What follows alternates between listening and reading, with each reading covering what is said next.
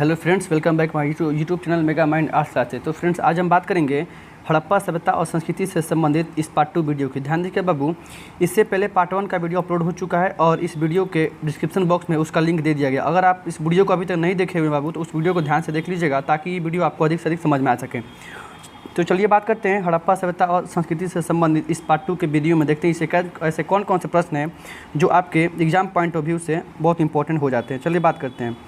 करें पहला number question, किस स्थल में महिला और पुरुष को एक साथ दफनाया गया था? अर्थात यहाँ पर क्वेश्चन पूछ रहे हैं सिंधु घाटी सभ्यता में वह कौन सा स्थल था जहाँ महिला और पुरुष को एक साथ दफनाने का साक्ष्य प्राप्त हुआ था? तो बाबू वो था रोपड़। क्या बोले अभी हम?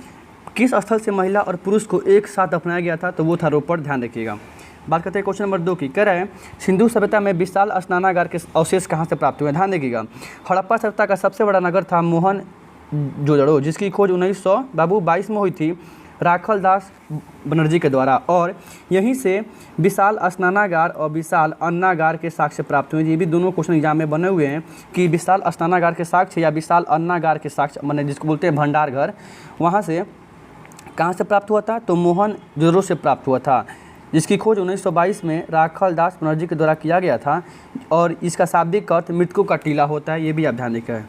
चलिए बात करते हैं क्वेश्चन नंबर 3 की। क्या कर रहा है क्वेश्चन नंबर 3? देख लीजिएगा। कह रहे हैं क्वेश्चन नंबर 3, सिंधु घाटी सभ्यता की जुड़वा राजधानी कौन होती थी? ध्यान दीजिएगा, कौन कहलाती थी? कह रहे हैं सिंधु घाटी सभ्यता की जुड़वा राजधानी मोहनजोदड़ो को कहा जाता था, क्योंकि इन दोनों के बीच की दूरी काफ़ी कम थी, इसलिए हड़प्पा सभ्यता और मोहनजोदड़ो को जुड़वा राजधानी की संज्ञा दिया गया है। ये आप ध्यान में रखिएगा। चलिए बात करते हैं क्वेश्चन नंबर 4 की। कह रहे हैं मोहनजोदड़ो का उत्खनन किसने किया था? हमने अभी बता दिया, बनर्जी ने। इनका पूरा नाम था राखल दास बनर्जी। केवल नाम, ये भी क्वेश्चन पूछा हुआ है कि इन केवल बनर्जी भी दे दिया गया है, ध्यान रखिएगा। तो इस तरह से क्वेश्चन नंबर 4 का आंसर हो गया मोहनजोदड़ो का उत्खनन 1922 में राखल दास बनर्जी के द्वारा सिंधु नदी के तट पर किया गया था, और यह वर्तमान में पाकिस्तान के लरकाना ज़िले में स्थित है। ये भी ध्यान रखिएगा। बात करते हैं क्वेश्चन नंबर 4 की। कर है 5 की, मोहनजोदड़ो किस नदी के किनारे स्थित है? हमने अभी बता दिया है कि इसकी खोज 1922 में राखल दास बनर्जी के द्वारा सिंधु नदी के किनारे की गई थी। इस तरह से क्वेश्चन नंबर 5 का आंसर हो गया मोहनजोदड़ो सिंधु नदी के किनारे स्थित है। क्वेश्चन नंबर 6 का है मोहनजोदड़ो किस भाषा का शब्द है? हमने अभी जस्ट बताया है कि मोहनजोदड़ो सिंधी भाषा का शब्द है, और जिसका शाब्दिक अर्थ मृतकों का टीला होता है। क्या बोले अभी हम? जिसका शाब्दिक अर्थ मृतकों का टीला होता है, जो सिंधी भाषा का शब्द है। ठीक है, इस तरह से क्वेश्चन नंबर 6 का आंसर हो गया सिंधी भाषा। क्वेश्चन नंबर 7 का है लोथल कहाँ स्थित है? हमने कल के वीडियो में देखा था पार्ट 1 में कि लोथल वर्तमान में गुजरात राज्य में स्थित है, और लोथल से सबसे अधिक हड़प्पा सभ्यता की वस्तुएं खोजी गई थी, और यह एक बंदरगाह स्थल था। कौन स्थल था? यह एक बंदरगाह स्थल था। ये भी क्वेश्चन पूछा हुआ कि इनमें से कौन सा नगर बंदरगाह स्थल था? तो वो था लोथल। लोथल कहाँ स्थित है? तो लोथल गुजरात राज्य में स्थित है। क्वेश्चन नंबर 8 कर है प्राचीन इतिहास का निर्माण किया गया। कर है साहित्यिक स्रोतों के आधार पर, विदेशी यात्रियों के विवरण के आधार पर, पुरातात्विक अवशेषों के आधार पर, उपरोक्त सभी के आधार पर। देख लीजिएगा। कर है प्राचीन इतिहास का निर्माण किया गया, तो इनमें सभी के साहित्यिक, पुरातात्विक, विदेशी, इन तीनों के आधार पर प्राचीन इतिहास का निर्माण किया जाता है। इस तरह से इसका आंसर हो जाएगा उपरोक्त सभी के आधार पर। क्वेश्चन नंबर 9 देखकर है कालीबंगा भारत के किस राज्य में स्थित है? देख लीजिएगा। कालीबंगा नाम क्यों पड़ा? तो इसकी खुदाई के दौरान अधिक मात्रा में काली चूड़ियाँ प्राप्त हुई, इसलिए इसका नाम पड़ गया कालीबंगा, और कालीबंगा वर्तमान में राजस्थान राज्य में स्थित है। और बाबू यहाँ से कालीबंगा, एक मिनट, इसका आंसर हो जाएगा कालीबंगा भारत के राजस्थान राज्य में स्थित है। यहाँ से हल के जोते हुए खेतों के साक्ष्य प्राप्त हुए थे। क्या बोले? हल से जोते गए खेतों के साक्ष्य प्राप्त हुए थे। इस तरह से क्वेश्चन एग्जाम में बना हुआ है। क्वेश्चन नंबर 10 का है गंदे पानी की समुचित निकासी की व्यवस्था किस सभ्यता में देखने को मिलती है? तो वो थी हड़प्पा सभ्यता, क्योंकि हड़प्पा सभ्यता में समतल एवं चौड़ी सड़कें बनी हुई थी, और उनके किनारे बड़े बड़े नालियाँ बनी हुई थी, और उन नालियों के ऊपर चबूतरे बने होते थे। घरों से जो नालियाँ निकलती थी वो मेन नालों से जुड़ी होती थी। इस तरह से क्वेश्चन नंबर 10 का आंसर हो गया हड़प्पा सभ्यता। क्वेश्चन नंबर 11 का है कालीबंगा किस नदी के किनारे स्थित है? तो वो था सरस्वती नदी। वही पूछ देगा हड़प्पा रावी नदी, वही पूछ देगा लोथल भोगवा नदी। ध्यान रखिएगा, 11 का आंसर होगा सरस्वती नदी। क्वेश्चन नंबर 12 का है राखल दास बनर्जी को मोहनजोदड़ो के अवशेष किस वर्ष प्राप्त हुए थे? हमने बता दिया है कि इसकी खुदाई 1922 में हुई थी। राखल दास बनर्जी के द्वारा सिंधु नदी के तट पर स्थित है। इस तरह से इसका आंसर हो जाए क्वेश्चन नंबर 12 का 1922 में मोहनजोदड़ो के अवशेष प्राप्त हुए थे। क्वेश्चन नंबर 13 का है हल से जूते हुए खेतों के साक्ष्य कहाँ से प्राप्त हुए? हमने जैसा अभी बताया था क्वेश्चन नंबर 9 की 10 में हल से जूते हुए खेतों के साक्ष्य कालीबंगा से प्राप्त हुआ है और कालीबंगा राजस्थान राज्य में स्थित है। इसकी कौन सी नदी है? तो इसकी सरस्वती नदी के किनारे स्थित है। ये भी क्वेश्चन एग्जाम में बना हुआ है। इस तरह से हल से जुते हुए खेतों के साक्ष्य कालीबंगा से प्राप्त हुए हैं।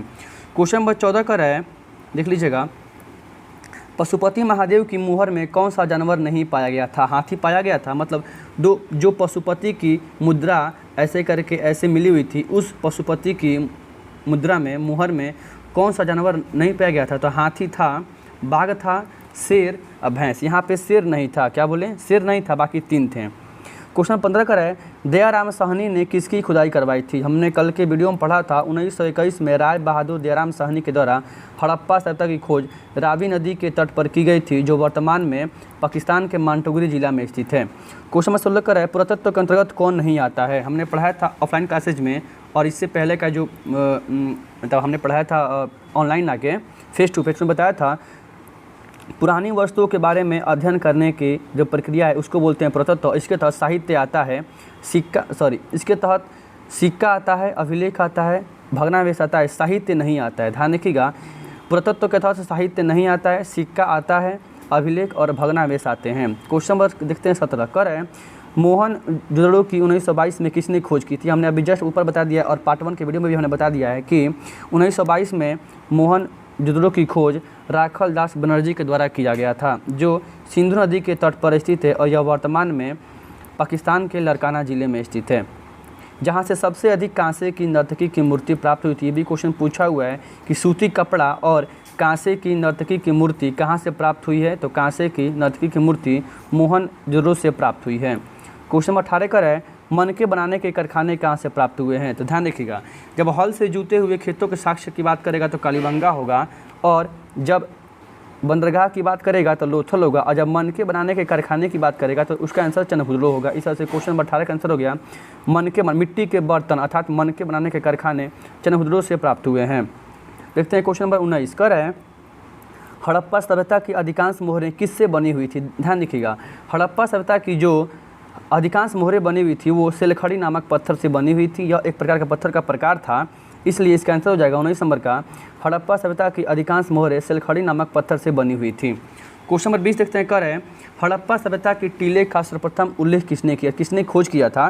ध्यान रखिएगा, 1826 की बात हो रही है। 1826 में हड़प्पा की टीले का सबसे पहले उल्लेख चार्ल्स मैसन के द्वारा किया गया था, जो एक अंग्रेज अधिकारी थे और पाकिस्तान का ये दौरा पर गए हुए थे। इन्होंने चार्ल्स मैसन ने ही 1826 में हड़प्पा की टीले की खोज की थी।